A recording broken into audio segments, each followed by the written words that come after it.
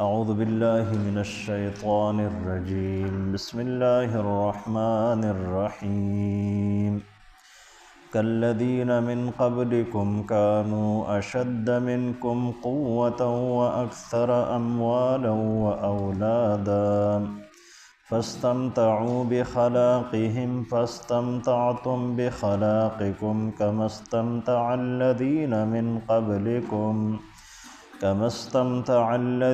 من قبلكم بخلاقهم وخذتم كالذي خاضوا أولئك حبطت أعمالهم في الدنيا والآخرة وأولئك هم الخاسرون رب اشرح لي صدري ويسر لي أمري واحلل عقدة من لساني يفقه قولي دیکھم اللہ رب العالمین د قرآن کریم چې کوم د اصلاح طریقه کار دی هغه دا دی چې الله رب العالمین په مختلف طریقو سره د انسان زړه هغه نرمول غواړي او مختلف طریقې الله رب العالمین اختیار کړي دي. یوه طریقه په هغه طریقو کې دا ده چې د تیرو اقوامو تذکره الله رب العالمین بطور عبرت او بطور نمونه کوي د دې دپاره چې انسان را بیدار شي او د الله رب العالمین د عذاب نه بچ شي او د الله رب العالمین د رحمت د مستحق وګرځي.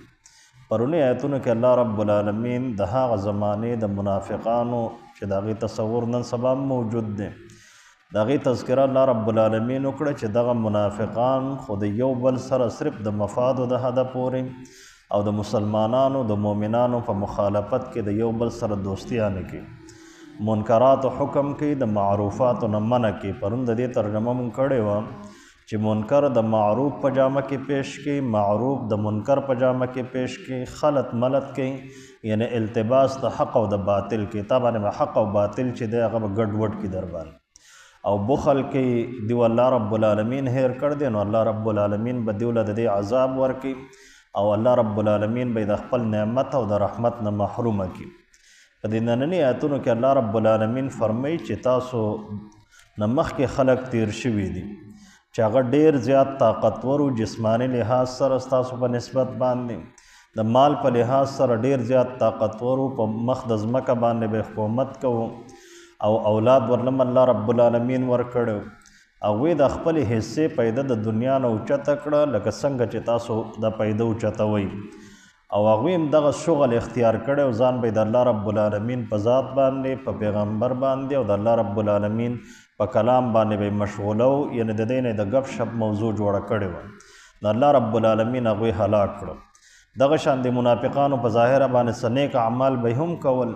نو الله رب العالمین فرمایي چې کله ستا په زړه کې د شعائر الله عظمت موجود نه وي، د الله رب العالمین قدر او احترام ستا په زړه کې موجود نه وي، دا بنیاد دی.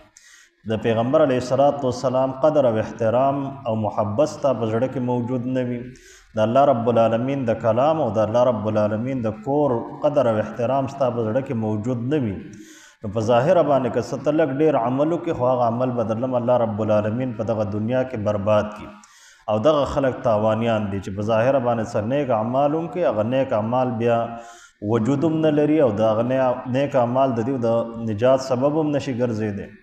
او تاسو ته د دې نه مخکې خبر راغل دی د نوح علیه السلام د قوم چې الله رب العالمین ورله ډېر لوی عمر ورکړی، قوم عاد او قوم ثمود، د حضرت ابراهیم علیه السلام د قوم او اصحاب مدین او هغه قوم چې هغوی باندې الله رب العالمین ځمکه الټه کړې وه، د لوط علیه السلام د قوم. د عاد او ثمودیانو ته چې مونږ ګورو نو د وخت په ځمکه باندې به دیو ډېر زیات تصرفات کول، جسمانی طور باندې د اولاد په لحاظ سره ډېر طاقتور خلک وو.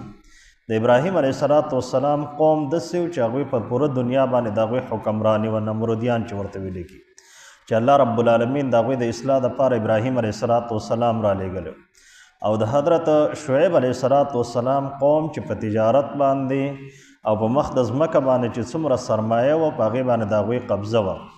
او د لوط علیه السلام قوم چرب زبان او چالاک قوم و، پیغمبر به هم کوشش پیدا کو چې دا پیغمبر مونږ غلط کو او پیغمبر لمونږ دوکه ورکو، خو د الله رب العالمین د خپل پیغمبر سره چونکې او طاقت او قوت هغه موجود وي، د دې وجه نه کوشش باوجود خو پیغمبر به دوکه کولی نه شو. دیو ته پیغمبران راغلی په ښکاره دلایلو سره. نو الله رب العالمین چې کله دیو هلاک کول نو الله رب العالمین ظلم کوونکی نه بلکې د ظلم اسباب دیو فراهم کړو. نو الله رب العالمین د هغې سزا دیو له ورکړه. ځکه هر څه الله رب العالمین په مخ د ځمکه باندې برداشت کوي. شرک هم برداشت کوي. خلکو دعوی کړي دي چې زه خدای یم. خلکو دا دعوی کړي دي چې د الله رب العالمین سره په خدای کې دا پلانکې شریک دی. د ډېر څه دعوی شوي دي. د انکار آخرت هم موجود دی په مخ د ځمکه باندې. ډېر خلک د آخرت نه انکار کوي، د جنت او د جهنم نه انکار کوي.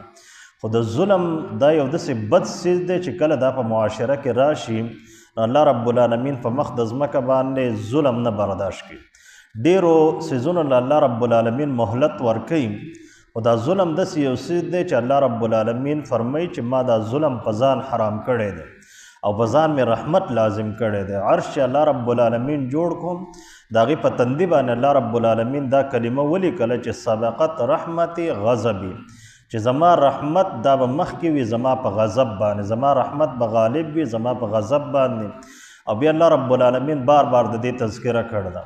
نو د دې وجه نه الله رب العالمین فرمایي چې کم قوم په ظلم کې انتها ته ورسي او د انتها بالکل داسې حد ته ورسیږي چې د هغې نه مخکې بیا بل څه نه وي، نو الله رب العالمین دغه قوم رانیسي. نبي علیه الصلاة والسلام یو حدیث دی چې واده به الله رب العالمین ظالمان نه رانیسي بلکې د ظالمانو مدد کوونکي او نصرت کوونکي به هم الله رب العالمین رانیسي. من مشى مع ظالم وهو يعلم انه ظالم فقد خرج عن الاسلام.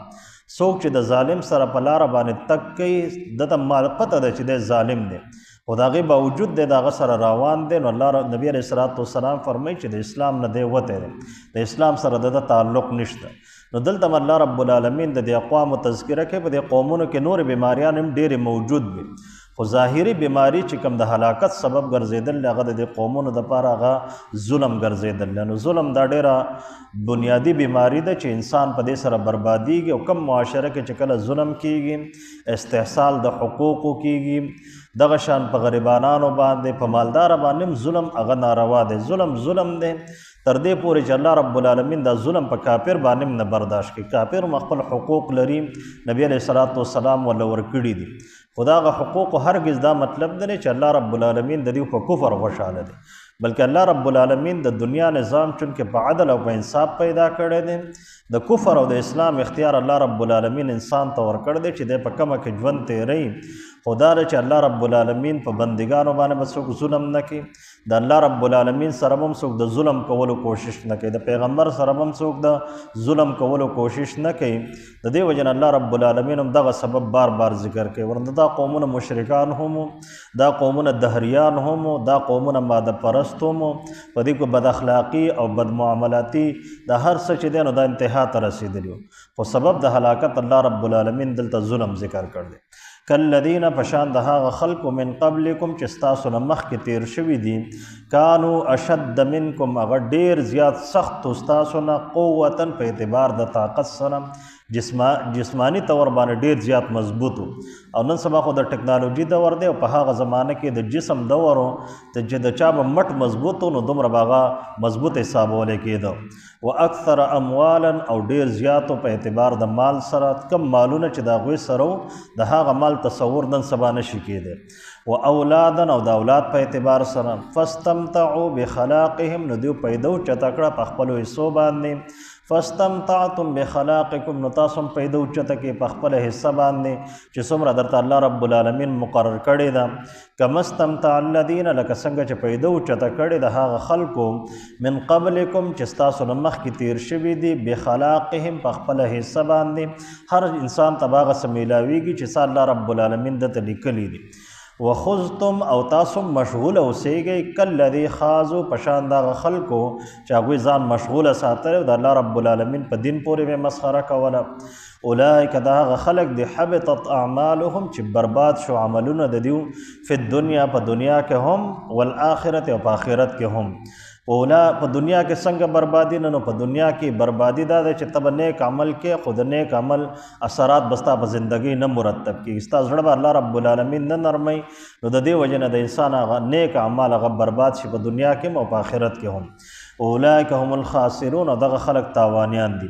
الم یأتهم این دی راغلی دیوتا نبأ الذین خبر د هغه خلکو من قبلهم چې د دیونه مخکې تیر شوي دي قوم نوح د نوح علیه السلام د قوم وعاد وثمود قوم عاد او د قوم ثمود وقوم ابراهیم او د ابراهیم علیه السلام د قوم واصحاب مدین او اصحاب مدین د شعیب علیه السلام قوم والمؤتفکات او هغه قوم چې هغوی باندې ځمکه الټه کړې شوې وه د حضرت لوط علیه السلام قوم اتتهم رسلهم بالبینات راغلی دیو ته پیغمبران د دیو په ښکاره دلایلو سره ناقابل تردید او ناقابل انکار دلایلو سره فما کان الله پس نو الله رب العالمین لیظلمهم چې په دوی ظلم کړی وی ولکن کانو لیکن و دیو انفسهم په خپل ځانونو باندې یظلمون ظلم کوونکي لفظ ترجمه ته ګورئ کالذین من قبلکم پشان د هغه خلکو من قبلکم چې ستاسو نه مخکې تیر شوي دي کانو اشد منکم هغوی ډېر سخت ستاسو نه قوتا په اعتبار د طاقت سره